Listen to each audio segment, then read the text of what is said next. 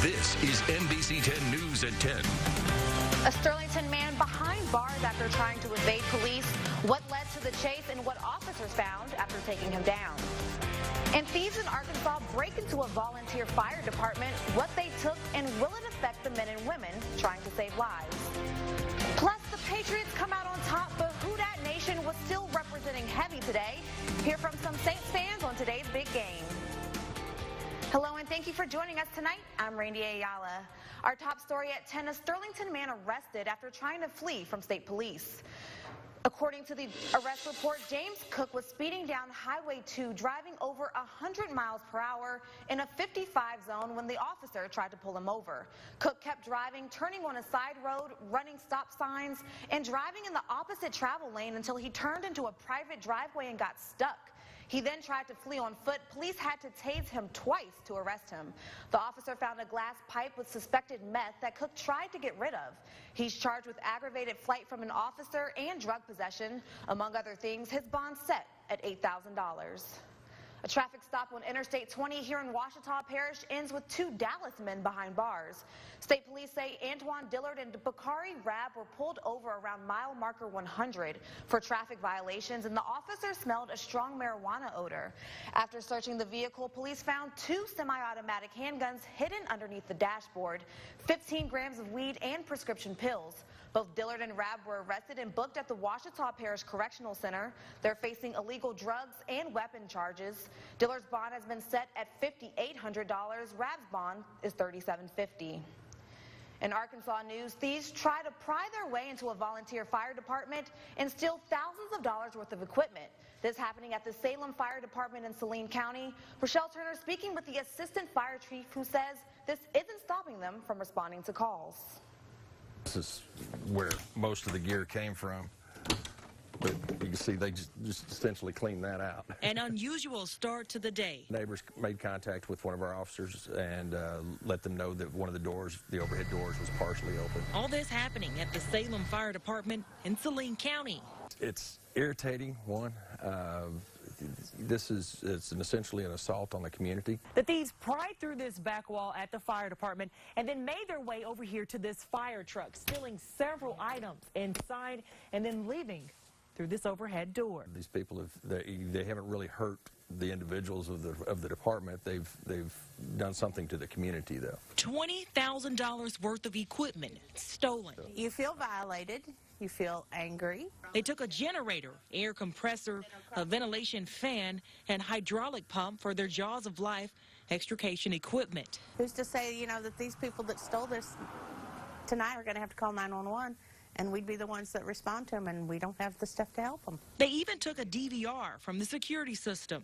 They know what they've done wrong. But the assistant fire chief says the criminal act doesn't stop them from responding to calls.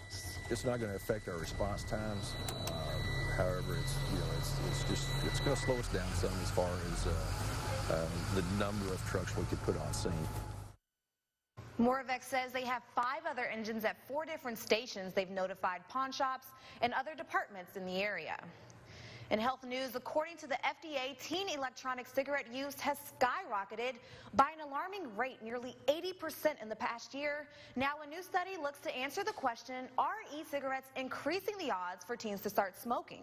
The study looks at more than 6,000 teenagers between the ages of 12 and 15 and surveyed them on their use of traditional cigarettes, e-cigarettes, and other tobacco products.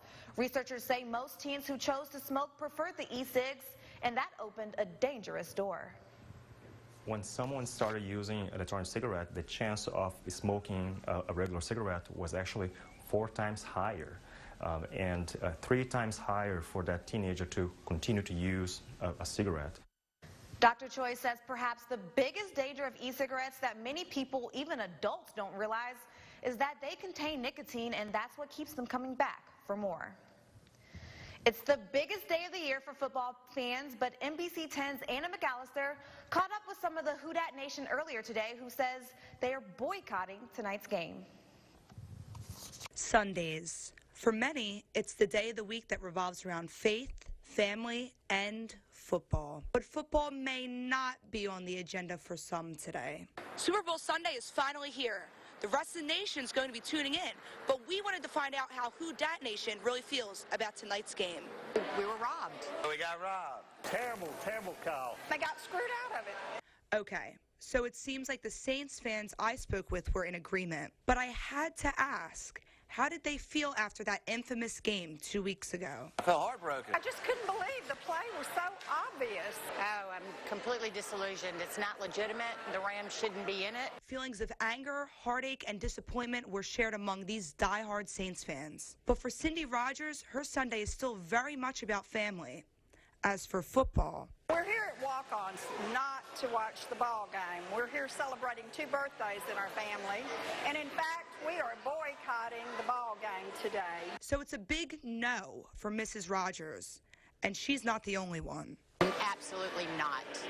We'll have our televisions on to the Food Network so that we can register with them that we're not watching, that this household is not watching the game.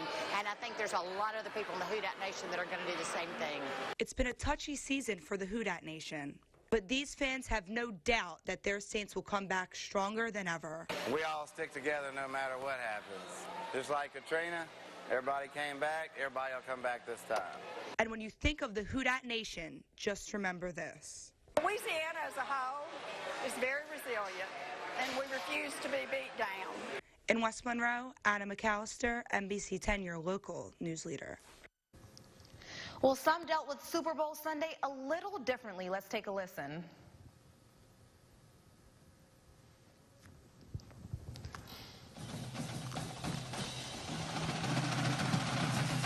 Members of the Drumline from West Monroe High School were outside of First West Baptist Church this morning as worshipers came in. It's part of the church's Tailgate Sunday. They were also handing out sausage as a pre-church snack. Inside, people were encouraged to wear their favorite team's jerseys, and of course, the New Orleans Saints outnumbered all of the other teams. Coming up next on NBC 10 News at 10, is professional football returning to Central Arkansas? Well, the Arkansas Twisters website is saying yes, but what's the Verizon Arena saying?